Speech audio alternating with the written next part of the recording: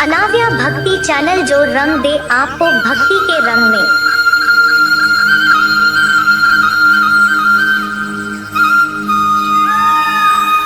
Hello दोस्तों, आपका स्वागत है हमारे YouTube चैनल अनाव्या भक्ति चैनल में। आज मैं फिर लेकर हाजिर हूँ एक नया वीडियो। आज के वीडियो का टॉपिक है भगवत गीता का प्रथम अध्याय का अर्थ और महत्व। तो चलिए शुरू करते हैं आज का वीडियो। लेकिन इससे पहले अगर आपने हमारे YouTube चैनल को सब्सक्राइब ना किया हो तो चैनल को सब्सक्राइब करें और बेल आइकन भी दबा दें।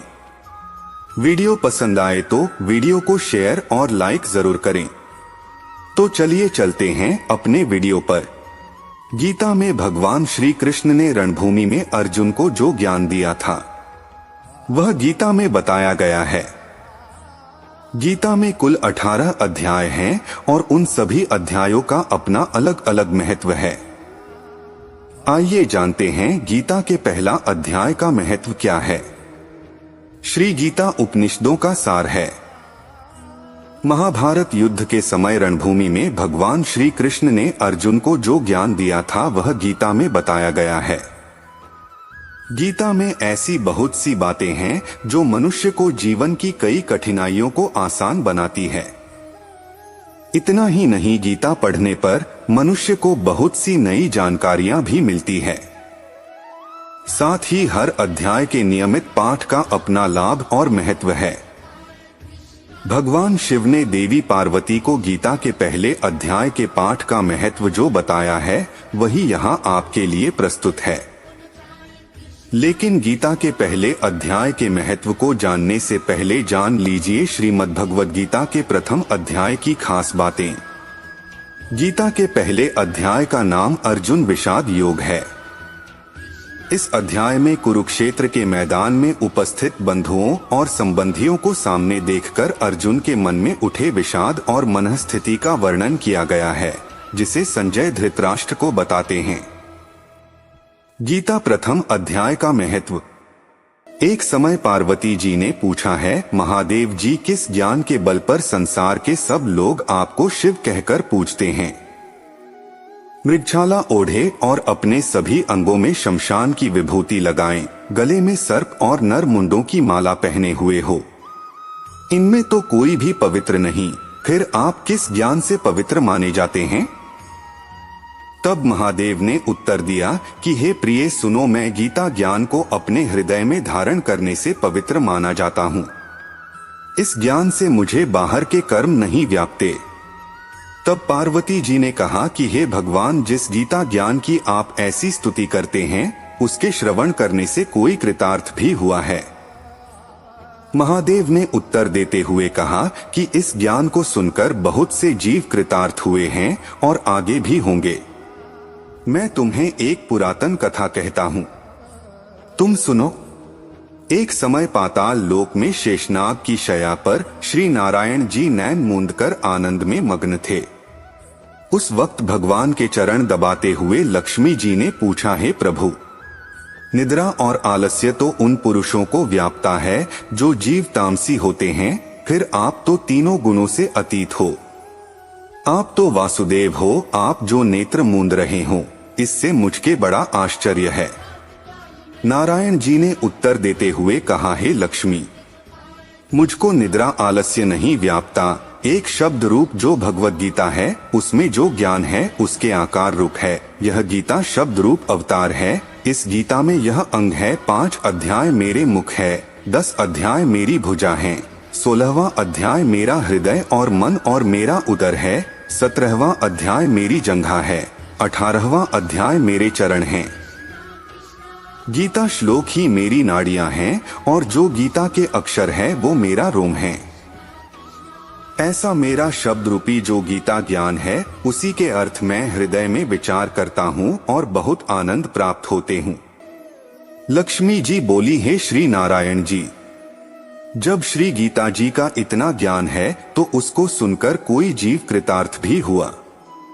एक व्यक्ति था जो चांडालों के कर्म करता था और तेल नमक का व्यापार करता था।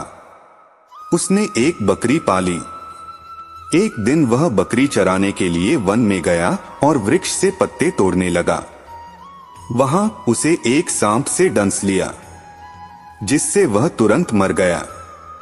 मरने के बाद उसने बहुत से नरक भोगे और फिर उसका जन्म बैल के रूप में हुआ। उस बैल को एक भिक्षुक ने मोल लिया। वह भिक्षुक उस पर चढ़कर सारे दिन मांगता फिरे। जो कुछ भिक्षा मांगकर लाता वह उसे अपने परिवार के साथ मिलकर खाता और वो बैल सारी रात द्वार पर खड़ा रहता। उसके खाने पीने का भी कोई ख्याल नहीं करता था और सुबह होते ही बैल पर चढ़कर फिर मांगने निकल जाता। जब बहुत दिन हो गए तो वह बैल भूख से गिर गया, लेकिन उसके प्राण नहीं निकले। नगर के लोगों ने देखा और उस बैल को कोई तीर्थ का फल दे तो कोई व्रत का फल दे, तब भी उस बैल के प्राण नहीं छूटे। एक दिन गणिका आई। उसने लोगों से पूछा, यह कैसी भीड़ है? तो उन्होंने कहा कि इसके प्राण नहीं निकलते, अनेक पुण्यों का फल दे रहे हैं तो भी इसकी मुक्ति नहीं होती। तब गणिका ने कहा कि मैंने जो कर्म किया है उसका फल मैंने इस बैल को दिया है। इतना कहते ही बैल की मुक्ति हो गई। तब बैल ने एक ब्राह्मण के घर जन्म लिया। पिता ने उसका नाम सुशर्मा रखा। उसके पिता ने उसे पढ़ाया लिखाया। उसको अपने पिछले जन्म की सुध थी। उसने एक दिन मन में विचार किया, जिस गणिका ने मुझे बैल की योनि से छुड़ाया था उसका दर्शन करूं। विप्र चलते चलते गणिका के घर गया और कहा, आप मुझे पहचानती हैं? गणिका ने कहा, मैं नहीं जानती, तुम कौन हो? तब उसने कहा कि मैं वही बैल हूं जिसको आपने अपने पुण्य दिए थे। तब मैं बैल की योनि से छूटा था। अब मैं विप्र के घर जन्मा हूं। आप अपना पुण्य बताएं। गणिका ने कहा कि मैंने अपने जाने पुण्य नहीं किया, परंतु मेरे घर एक तोता है। वह रोज सवेरे कुछ पढ़ता है। मैं उसका वाक्य सुनती हूँ, उस पुण्य का फल मैंने तुम्हें दे दिया। तब विप्र ने तोते से पूछा कि तू सवेरे क्या पढ़ता है? तोते ने कहा, मैं पिछले जन्म में विप्र का पुत्र था। मेरे पिता ने मुझे गीता के पहले अध्याय का पाठ सुनाया करते थे। एक दिन मैंने गुरु से कहा कि मुझको आपने क्या पढ़ाया है? तब गुरुजी ने मुझे शाप दिया कि तू तोता बन जा। इसके बाद से मैं तोता बन गया। एक दिन बहेलिया मुझे पकड़ ले आया और एक विप्र ने मुझे मोल ले लिया। वह विप्र भी अपने पुत्र को गीता का पाठ सिखाता था। तब मैंने भी यह पाठ सीख लिया। उसी दिन विप्र के घर में चोर घुस गए। उन्हें धन तो प्राप्त नहीं हुआ, लेकिन वह मेरा पिंजरा उठा ले आए। उनकी यह गणिका मित्र थी। वह मुझे उसके पास ले आए। सो मैं नित्य प्रातः गीताजी के पहले अध्याय का पाठ करत हूँ, जिसे यह गणिका सुनती है। पर इस गणिका को समझ में नहीं आती। जो मैं पढ़ता हूँ वही इस गणिका ने तेरे निमित्त दिया था। वह श्री गीताजी के पहले अध्याय का फल था।